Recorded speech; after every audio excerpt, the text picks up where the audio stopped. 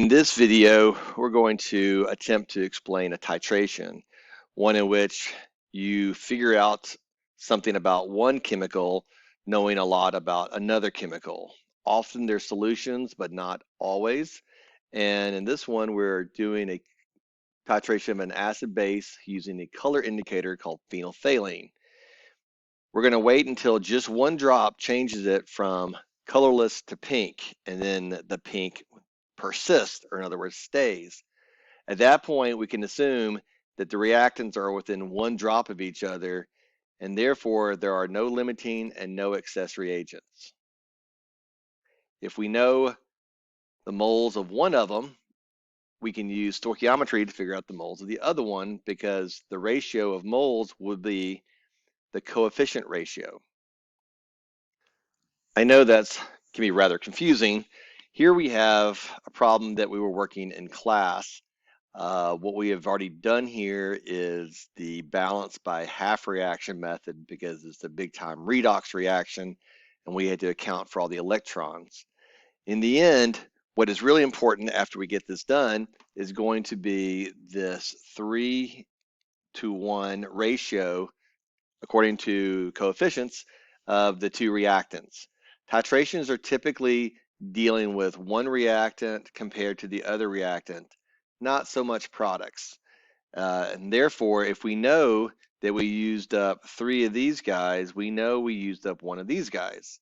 And therefore, if we used up 6 of these guys, we will have used up 2 of these guys. The numbers are usually never that simple, and therefore, if we used up X of the HNO2s, we would use up 3-to-1 HNO2 to the iron dichromate. In other words, 1/3 as much no matter what we have. So we can calculate the moles of one, we can go through the coefficient ratio of reactant to reactant to figure out the mole to the other, because at something called the equivalence point, you have no reactants. They are stoichiometrically equal. In other words, this was a 3-to-1 ratio of what you had. At the equivalence point, you have none of each. So if you can figure out the moles of one, you can figure out the moles of the other one. Balancing by half reaction is a problem in of itself, but the point of it is to get the coefficient of a 3 and 1, which is what we need. The rest of it just kind of goes with the balancing part. It's essential to make sure that these numbers are correct. Now that we're done with that, we're kind of starting all over again. In this case, we're going to have a rock that contains some iron dichromate, but also other stuff. So part of the 1950 grams of the rock is iron dichromate, and the rest of it isn't. So we're going to find the percent purity of the rock, or the percent of the iron dichromate in the rock. To do that, this problem says it did a titration with it. And whether you incorporate the iron on this side, and therefore you have the iron ion sitting there, or whether you just delete it completely, it doesn't matter, because the iron, it really is not part of this reaction. The reaction of the iron, it doesn't change from a +2 to anything else. This is not redox. Deleting the iron 2 doesn't change the reaction one bit. You're removing the exact same thing from both sides, so therefore the coefficients don't change. We're going to use the equation of molarity equals to moles of the dissolved solute over liters of total solution, and therefore liters times molarity to equal to moles, to calculate the moles of the nitrous acid.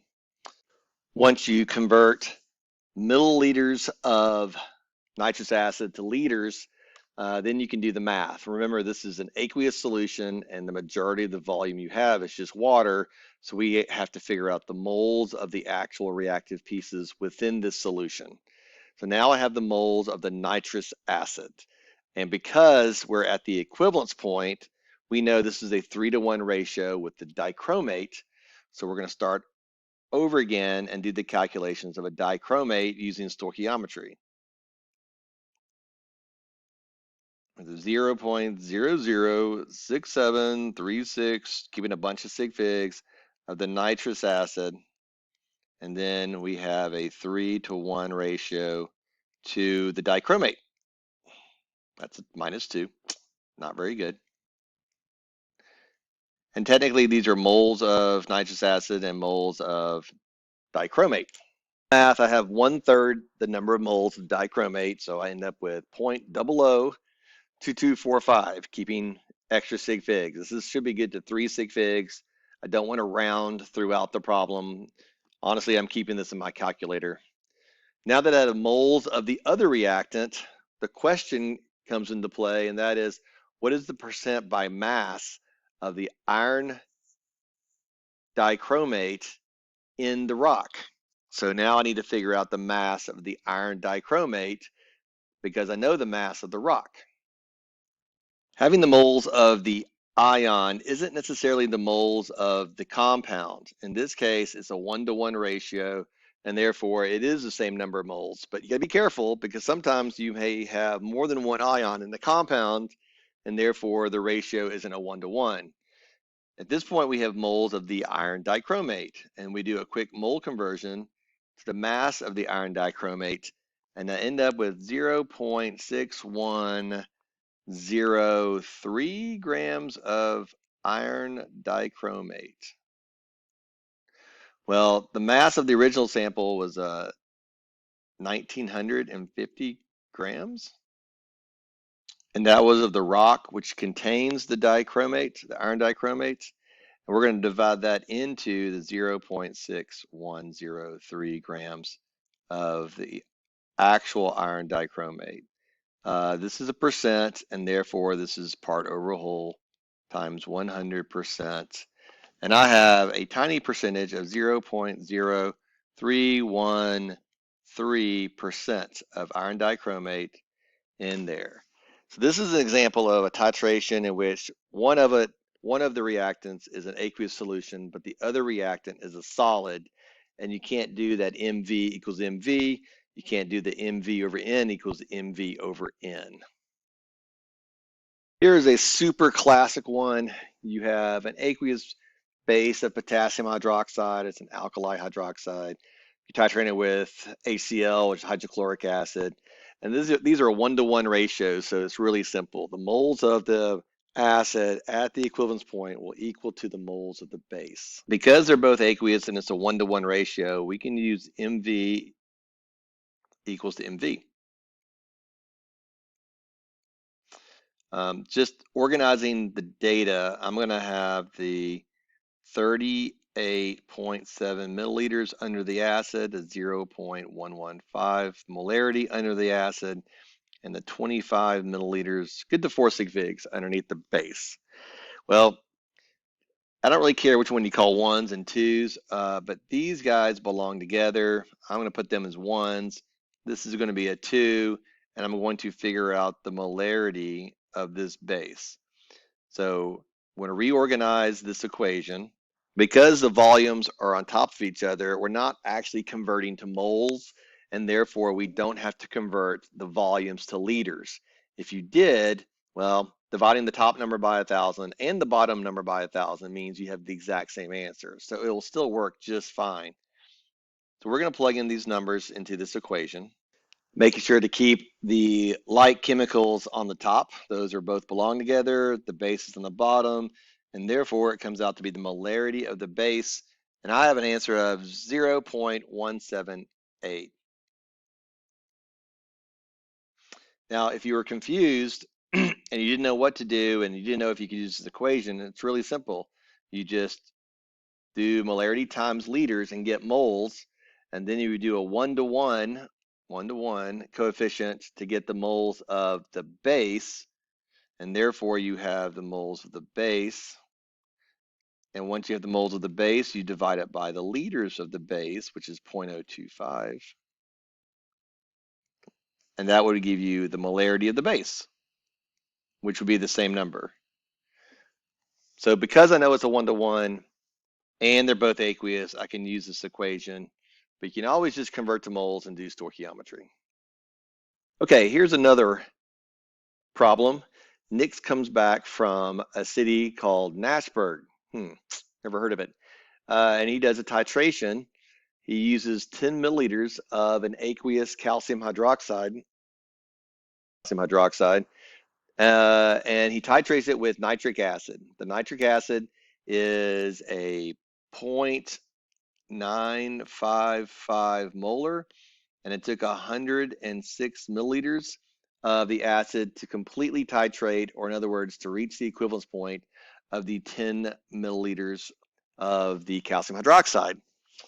This is not a very good titration if you actually did this, because 106 milliliters means you're going to go through the burette more than twice, which is not good. To fix this in the real world, we would do a drop-by-drop titration. We would recognize that we don't have an acid that has enough concentration, and we would either dilute the base or we would find a more concentrated acid so that the volumes would be within 50 milliliters, because that is how big our burettes are. It's okay, this is just a math problem, so we're going to solve for this. Now they're both aqueous, but it's not a 1-to-1 ratio, it is a 1-to-2 ratio. In this case, we can use mv over n equals mv over n, because n would be the coefficients in the balanced equation. That would take care of the stoichiometry. We can do this if this is a titration in which you're at the equivalence point and they're both aqueous. If one was a solid, we couldn't use this because one of them wouldn't have a molarity, so that would not be useful. And I'll show you how to work the problem if you are unsure of this, or you don't know how to use this equation, or again, if it's a solid, you can't use it. So we'll go with this one first, and we'll rearrange the equation. Isolated for molarity 2, so the V2 goes down, the N2 goes up, and you get the equation below. Now all we have to do is plug and chug the numbers. We plug all the numbers from up top in, so we have the MV, so the molarity of the acid is not going to cancel. The volume of the 2 will cancel. The moles of the 2 will cancel, leaving you actually with the molarity. And plugging this in, I have an answer of 5.06 molar of the calcium hydroxide. Now let's think if maybe I didn't know to use this equation. You just get lost. Sometimes you just have brain fade in the middle of a test. You just have to work the problems. So there's a question you want to get the answer to, and then there's the I don't know how to get to it, and then there's the what can I do? So let's start from that perspective. It doesn't always help to show you exactly what you should do if you know exactly how to do it. So this is what you do if you don't know how to do it. The question is, because we're going to, when in doubt, answer the question, what is the molarity of the calcium hydroxide? That is the question. Well, what two things do we need for molarity? Molarity equals to moles over liters. So we need moles of the calcium hydroxide and liters of the calcium hydroxide, and we're done. Here's the liters, kind of it, and now we need to get the moles of it. So if we have molarity equals to some number of moles of the calcium hydroxide